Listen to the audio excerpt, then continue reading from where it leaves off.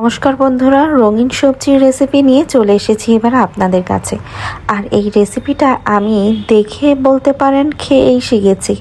এটা কুমিল্লার একটা রান্না নাকি। মামা শ্বশুর বাড়িতে নিরামিষ একদিন খাবার দাওয়াত ছিল, তখন এই এক কুমিল্লার মাসি এই রান্নাটা করে।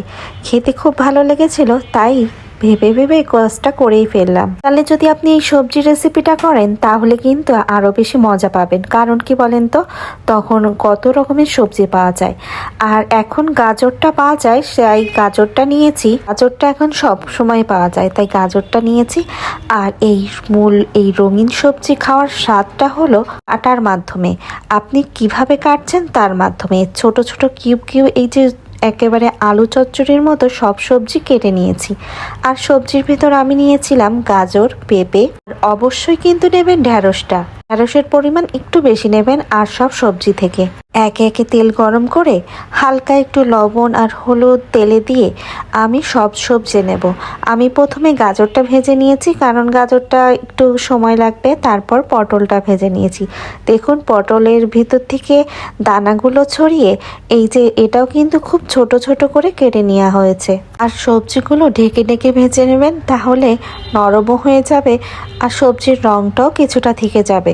আমার এই যে পটলটা ভাজা হয়ে গেছে, তারপর আমি পেঁপে কেটে রেখেছিলাম, সেই পেঁপেটা দিয়ে দেব। পেঁপেটা ভাজতে আর গলতে একটু সময় বেশি লাগবে, তাই একটু ঢেকে ঢেকে ভাজবেন। তারপর কুমড়োটা ঠিক তেমনভাবেই কেটে রেখেছিলাম, কুমড়োটাও ঢেকে ঢেকে ভেজে নেব। সব কিছুই আলাদা আলাদা করে ভেজে আলাদা বাটিতেই উঠিয়ে রাখবো। তারপর ঢ্যাঁড়স ভাজাটা করব। আসলে কি জানেন, সব সবজি রান্না করতে একটু ভেজে ভেজে রান্না করতে গেলে অনেকটা সময় লেগে যায়। আর ভেজে রান্না করতেই হয়, সবজিগুলো একটু ভালোও লাগে খেতে। এই যে ঢ্যাঁড়সটা খুব সুন্দর করে ভেজে নেব। আর ঢ্যাঁড়স ভাজতেও সময় লাগবে। ঢেকে ঢেকে কিছুক্ষণ সময় নিয়েই ঢ্যাঁড়সটা ভাজবো। আমি কিন্তু ঢ্যাঁড়সটা দেওয়ার আগে কিছু পরিমাণ কাঁচা লঙ্কা দিয়ে নিয়েছিলাম। এর ভিতরে অনেকে আবার হলুদ দেয় না, আমি আবার অল্প পরিমাণ হলুদ আর লবণ মিষ্টি দুটোই দিয়েছি, তিনটেই। আর দিয়ে ভেজে নেব। আর দেখতেই পাচ্ছেন ভাজতে ভাজতে যখন বুঝতেই পারবেন ঢ্যাঁড়স ভাজাটা কখন হয়ে যায়। আসলে ঢ্যাঁড়স ভাজেনি এমন মানুষ মনে হয় কমই পাওয়া যাবে। আমি আবার ঢ্যাঁড়স ভাজা শেখাতে আসলাম, অনেকে কমেন্ট করতেও পারেন আবার নাও পারেন। তারপর ঢ্যাঁড়সগুলো উঠিয়ে ওই তেলেই আরও কটা কাঁচামরিচ ভাজা দিয়ে তারপর ওই চচ্চড়ির মতো কেটে রাখা আলুটা দিয়ে দেব।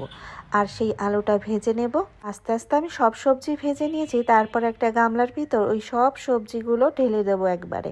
ঢেলে দিয়ে সেই সবজির ভিতর সামান্য পরিমাণ লবণ, কারণ লবণ দিয়েই ভেজেছি, লবণ আর চিনি একসাথে দিয়ে ভালো করে মেখে নেব। যদি মনে করেন যে কোনোটা সবজি গলেনি, তাহলে আর একটু উনুনে হালকা পরিমাণ জলের ছিটা দিয়ে আপনি ঢেকে রেখে দেবেন।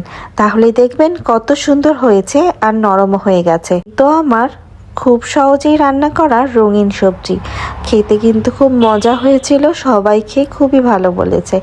আপনারাও কিন্তু অবশ্যই ট্রাই করবেন, আপনাদেরও আশা করি ভালো লাগবে।